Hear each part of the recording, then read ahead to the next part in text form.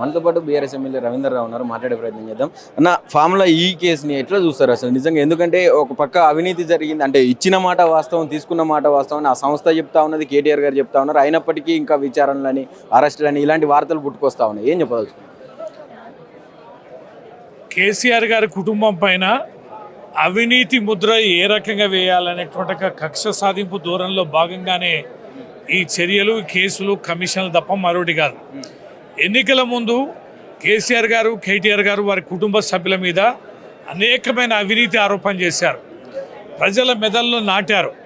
అధికారంలోకి రావడానికి ఇష్టం వచ్చిన రీతిలో మాట్లాడి అధికారంలోకి వచ్చాక ఆ మాట్లాడిన వాటిపైన ఏ రకంగా నిలబడాలి, ఏ రకంగా ముద్ర వేయాలని చేస్తున్న ప్రక్రియ ఇది. ఇచ్చిన హామీలను తుంగలో దొక్కి 6 గ్యారెంటీల 13 హామీలు 420 అంశాలకు సంబంధించిన మేనిఫెస్టోను అమలు పరచలేక వారి అమలుకు సంబంధించి ప్రజలు నిలదీసే పరిస్థితి వచ్చినప్పుడు డైవర్షన్ పాలిటిక్స్లో భాగంగా ప్రధాన ప్రతిపక్ష పాత్ర వహిస్తున్న బీఆర్ఎస్ పార్టీని, కేసీఆర్ గారి కుటుంబాన్ని ఇబ్బందుల పాలు చేయాలి, అవినీతి కుటుంబం అని ముద్ర వేయాలనే ఉద్దేశంతో చేస్తున్న వికృత చర్య అయినది చాలా స్పష్టంగా తేటతెల్లమైంది. డబ్బులు ఎవరికి పోయినాయి, ఎట్లా పోయినాయి అనేది ఒక ప్రాసెస్ ప్రకారం జరిగినా కూడా అవినీతి జరిగిందని ఏసీబీ ద్వారా దర్యాప్తు చేయించడం, కేటీఆర్ గారిని పిలవడం, గంటల తరబడి విచారణ చేయడం అనేది ఖచ్చితంగా ఇది ఒక హేయమైనటువంటి చర్య, ప్రభుత్వం చేస్తున్న తిరోగమన చర్య, ఇచ్చిన హామీలను తుంగలో దొక్కి ప్రజలను తప్పుదారి పట్టించే చర్య తప్ప మరొకటి కాదు. అయితే మీరు అన్నట్టు ఇది నిజంగా బ్రాండ్ ఇమేజ్, తెలంగాణ బ్రాండ్ ఇమేజ్ని కావచ్చు, తెలంగాణకు ఫార్ములా ఈ రేస్ వల్ల మనకు లాభాలు వచ్చినాయి, మా పెట్టుబడులు వచ్చినాయి అని చెప్పి మీరు చెప్తా ఉన్నారు బీఆర్ఎస్ పార్టీ తరఫు నుంచి. నిజంగా అలాంటివి అన్నీ జరిగితే, అందులో ఏ అవినీతి లేకుంటే మరి రేవంత్ రెడ్డి గారు ఎందుకు దాన్ని కొనసాగించలేకపోయారు? ఎందుకు బ్రేక్ డౌన్ చేశారు? అదే దివాలా కోరుతనం. సంపదను సృష్టించడం చేతగాక, పార్టీని నడపడం చేతగాక, ప్రభుత్వాన్ని నడపడం చేతగాక, ఆర్థిక లేమితనం ఏదైతుందో చూసాం కదా. ఉద్యోగస్తులను, ఇతర స్కీమ్లను, పథకాలను నా శరీరాన్ని కోసుకుంటారా, ఏం చేయమంటారు, లంకెల బిందెలు ఉన్నాయి అనుకున్నాం, డబ్బులు ఎక్కడున్నాయి, ఏ రకంగా చేయాలని చెప్పని చేసిన ఆ చర్యలకి ప్రతీకారమే తప్ప ఉపశమనే తప్ప మరొకటి కాదు. ఇది ఖచ్చితంగా తన చేతగాని తనాన్ని కప్పిపుచ్చుకోవడానికి, చేతులెత్తేసిన విధానాన్ని ఇలా కప్పిపుచ్చుకోవడానికి చర్యల్లో భాగంగానే ఈ కేసులు, కమిషన్లు తప్ప మరొకటిగా.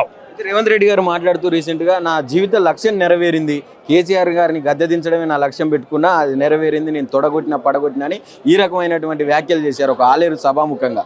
ఏం చెప్తారన్నా, ఈ వ్యాఖ్యలను ఎట్లా చూడుస్తారు? అది మరి ఇప్పటికే ప్రజలకు అర్థం కావాలి, మనకు ఎలాంటి ముఖ్యమంత్రిని గెలిపించుకున్నాం, ఎలాంటి పార్టీని అధికారంలో తెచ్చుకున్నాం, ఎలాంటి నేతల్ని ఇవాళ మనం చూస్తున్నామని ఓట్లేసిన ప్రజలకి, తెలంగాణ ప్రజలకు అర్థం కావాలి. అంటే ఆయన కక్ష, ఆయన తీట, ఆయన దురదను తీర్చుకోవడం కోసం ఇవాళ మనం అధికారం ఇచ్చినాం అనేది ఖచ్చితంగా ప్రజలు అర్థం చేసుకోవాలి.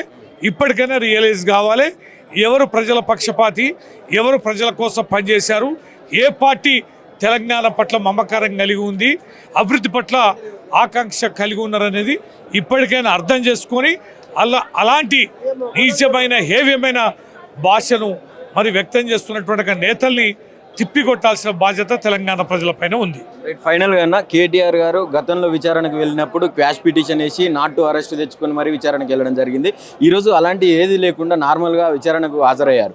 ఈ తరుణంలో కాంగ్రెస్ పార్టీ నుంచి తీవ్రమైనటువంటి ఆరోపణలు వస్తూ ఉన్నాయి. అంటే ఖచ్చితంగా ఈరోజు అరెస్ట్ తప్పదు, ఇక అట్నుంచి అటు జైలుకే పంపిస్తామని చెప్పి మాట్లాడుతూ ఉన్నారు. ఏం చెప్తారన్న?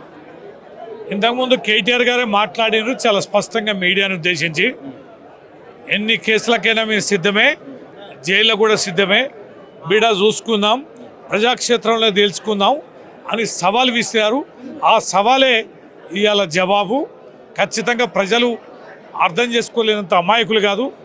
ఏ రకమైనటువంటి పార్టీని, ప్రభుత్వాన్ని ఈరోజు మనం తెచ్చుకున్నాం అనేది ప్రజలకు అర్థమైంది కనుక ప్రజల పక్షాన బీఆర్ఎస్ ఉంది, ప్రజల పక్షాన కేసీఆర్ గారు ఉన్నారు, కేటీఆర్ గారు ఉన్నారు.